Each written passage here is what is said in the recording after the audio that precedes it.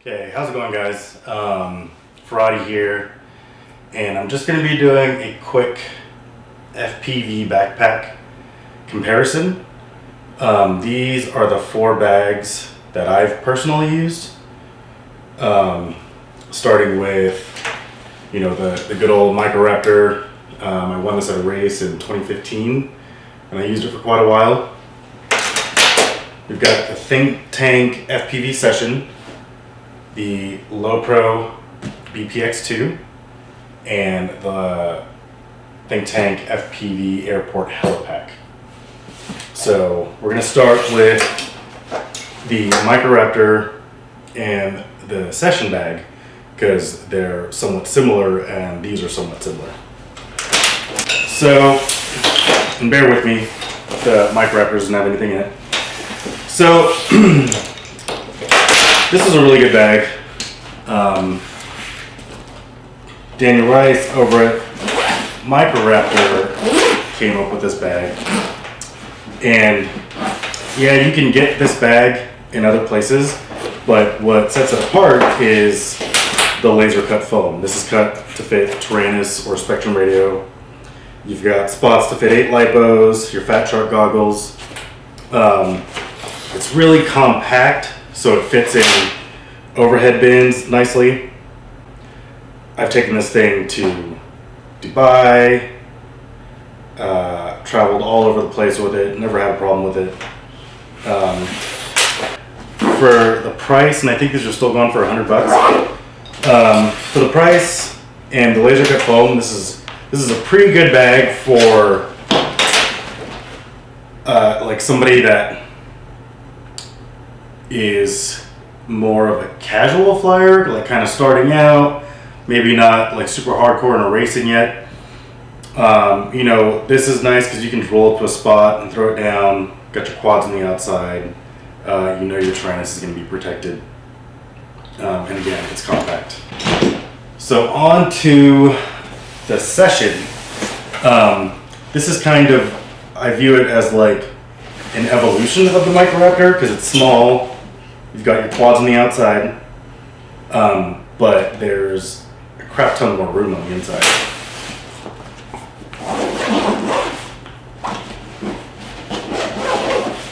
So this is Zero's bag. ThinkTank sent me the Session and the Helipack to check out, and since Zero only flies with me, he doesn't have any tools in here, so keep that in mind. But you've got your Tyrannus, you've got your goggles. I'm kind of iffy about the Tyrannus being open in here because the sticks can, touch. And I've got the ThinkTank transmitter case for this, but I don't think it'll fit in here. It won't fit in here. It'll fit down here. We've got 12 batteries, but there's tons of room for batteries, tons of room for props. You can fit a quad in here. You can fit tools. So this is a good bag, again, for maybe more casual flying, or if you want to just, be able to throw down and get up in the air pretty quick with your quads on the outside. But then again, this bag I think it's retailing for $150. I'm not sure if I would pay that for this bag simply because it just doesn't have as much space on the inside as the other 2 bags that we're going to talk about. Lowepro came out in last summer of 2016. And it was huge because up to that point, a lot of people were just using the Microraptors and the Sessions and, just kind of off-the-shelf backpacks. But this was one of the first high-quality FPV bags to hit the market. And I won't bring the multi-star bag and the Skypack. I won't really bring those into the discussion because they're too big to fit in the overhead bin of a regional flight. So when you see somebody say, these bags, I travel with them everywhere, they fit everywhere, if they won't fit on a regional flight, which we're on the West Coast, we usually take turbo props and the overhead bins, the opening is like that tall. If your bag's not fitting in there, then it's like not in this class of bags, in my opinion. And I've stuffed this bag into the smallest of overhead bins. So I used Lowepro for a while. I really like it. I like the construction. I like that it's rubberized. I like that I have a place I can put my stickers. That's you know, that doesn't really factor into flying, but I like stickers. I like the straps that they're just one buckle, so it's easy to take the quad on and off. And I would put my props. I've got some props in here. My Aeroflow props I've got. These are from GE2. I saved them because I beat the crap out of them and I still raced with them. But yeah, you can put, you know, 4 or 5 packs of props in there, props in there. If you still use a ground station, you can throw them inside. These side pockets, you know, like people have talked about how these side pockets don't have a ton of room. I put props in here. I put my FPV watch in here. You know, I put props in here. Then the front pocket, another common complaint is that, like, oh, whatever you put in the front pocket, I didn't mean it to be that condescending. Whatever you put in the front pocket, you can't get to. And that's true when you're using the bag. So I use this pocket, like when I travel, I use this pocket for like overflow. It's like my junk drawer. So I'll throw like my lanyards in here, passes, just you know, stickers, just like random stuff. I'll just throw it in here. And then, so this bag opens from the back, and I've gotten kind of used to that. So, you know, I'll take my bag off, throw it down on the table, and boom. It's like, I think for me, it's like the way this bag opens, I got used to it really quick. So, you know, I come into work and I have a little cart next to my bench. I just throw it down on the cart, and bam. And the nice thing about it, opening from the back, is that when you're, you know, flying in crazy spots, you throw it down in the dirt, and you're not getting the back of the bag dirty. That's going to be against your clothes later. So, and you know, you'll have to excuse me. This bag is empty because I've been using the helipack. But so I kept like knickknacks up here, like charging accessories, antenna caps, super glue. I kept my soldering iron here, my prop wrench, and my flux. And then I didn't really put anything in here. But this pouch can hold up to about 25 1300 lipos. I've done it. So you've got that pouch. I put my lipos in here.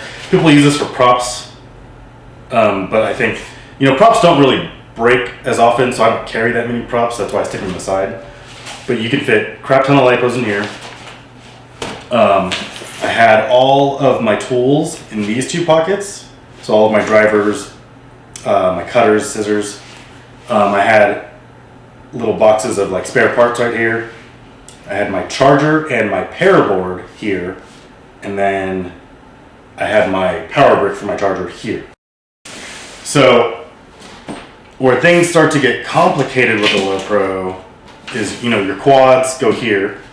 So you flip that up and that can stay in there. You don't have to pull it out. And we put our Tyrannuses face down. It just seemed to work out a little easier. I put antennas here, and I put antennas here, and I think I put my GoPro here, and your goggles. So I can carry 2 to 3 quads inside this bag if I break the quads down. Props off, top plates off. So when I went to Worlds, I had 3 quads just packed in here nicely. It's not that bad. But if the quads are built, you can usually only fit 1 quad here. So I've been meaning to go back to this bag to compare it more to the helipack. But it's like, it's been difficult because I don't want to smash all my tools into 1 pocket. I don't want to put quads on the outside anymore. I'm like getting kind of spoiled. And also with the other bag, with this bag, when I put my goggles in, I'd have to take off my antenna and put it in a separate pocket. There was no way that I could configure my goggles in here and leave the antenna on without, I think, causing stress to the SMA connection. So I would always take my antenna off. So when I'm getting ready to fly, open the bag, take the quad out, you know, maybe put the GoPro on because the GoPro is too tall to sit in this bag. Take my goggles out, screw the antenna on, take my Tyrannus out, ready to fly. So let's compare that to the helipack. And excuse the YouTube splash. Can't figure out how to get the streaming to work on the TV right now, so I just put something up for heli. So this is my ThinkTank helipack. It's a little bit bigger than the Lowepro BPX2, but it's about the same thickness, so it should fit in those same regional overhead compartments. And same deal, I put my props on the outside. Got some Furaflows.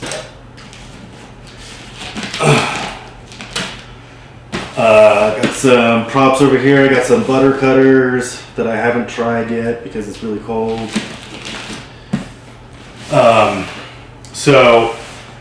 One thing I will say about this bag, just right off the bat, is the shoulder straps are thicker. There's more padding. So this bag, while being a little bit bigger, it is actually more comfortable than the Lowepro. So this one opens from the front, and like I said, I don't think I like that as much.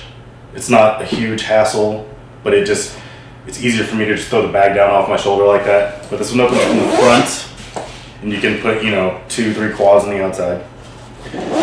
So compared to the BPX2, let's see what I have in here. And I usually keep my Turnigy Evo right here, but my kids are using it now. They're playing liftoff. And again, knickknacks, charging adapters, things like that.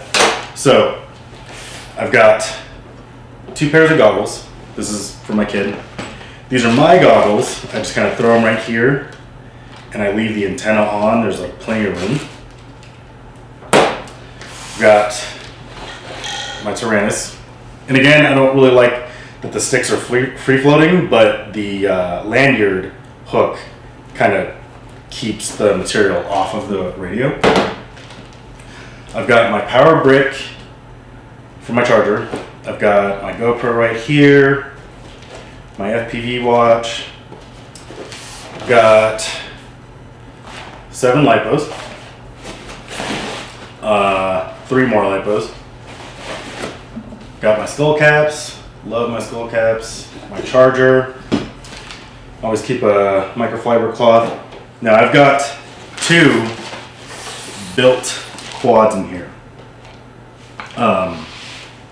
And all of my tools accessible. So, I can just throw this bag down, pull out my goggles ready to go, pull out my quads ready to go, and getting up in the air time with this bag it's going to be I think it's going to be faster than any of the other bags because you're not messing with buckles. You just unzip the flap, pull everything out, and fly. I mean, you could store the quads in there with lipos in them.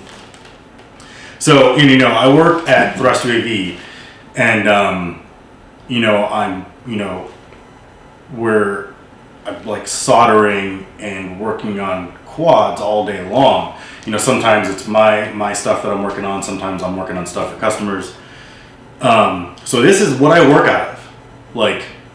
As somebody that works in the industry, full time, this is what I work out of. I take this home and then I bring it into work every day and I throw it down, and this is my toolbox, legit. The only thing that I don't bring home every day and keep in the bag is my Hako soldering station. I use my 12-volt station at home. But yeah, so as somebody that works in the industry, this is what I work out of. And all my tools are ready to go. Literally every tool I need for work is in here. And it's super convenient having all the tools ready to go, having the quads ready to go. And at first, this bag, I didn't want to like this bag at first. Because aesthetically, and I'm real big on aesthetics, it doesn't look as cool as the Lowepro. It looks a little more plain and just like a box. But it makes life so much easier. I don't have to dig around in a small pocket to find the right driver. I don't have to dig around to find, the right pair of scissors. And I carry a lot of scissors. have to, you know, break my quads down if I want to put, I can fit like 3 to 4 quads in here, fully built with props on. I can carry 2 transmitters, 2 pairs of goggles, and it's not that much bigger than the VPX2. At this point, like I said, I haven't been able to go back to compare it to the BPX2 because I simply don't want to put this stuff back in a BPX2 and worry about it. Like I said, like if there was any downsides, you know, if ThinkTank is gonna watch this video, like, you know, when I throw the bag in the cart, I leave this flap hanging down. So it would be cool if this small pocket opened from the bottom, because then otherwise I'm picking up the flap to open it up and make sure nothing spills out. I think this whole side compartment could be one big lipo bag. Like, I don't really care if it's fireproof or not, but kind of like how the BPX2 has a big bag. Like, it'd be cool if there's one big bag that went in the side here and you could fit, like, you know, 30 lipos. But other than that, I mean, this thing has just been great. You know, it retails for $200, and to be completely honest, ThinkTank, when they sent the bags, they sent me an affiliate link, and it didn't once cross my mind to use it. Like, hey guys, if you order the bag, you know, you'll get free shipping or what have you. And, you know, to each their own. People can use that stuff. I don't use affiliate links, and I've had other companies offer me affiliate links, and I don't use them because I don't want people to think that I'm pushing something because I'm getting something out of it. Like, if I'm using something, it's because I really want to use it. So yeah, let's bring the Lowepro back up. So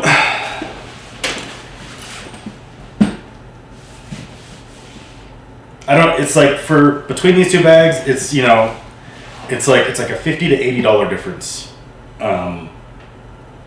Because you can still get these with a coupon, I think, for about $130.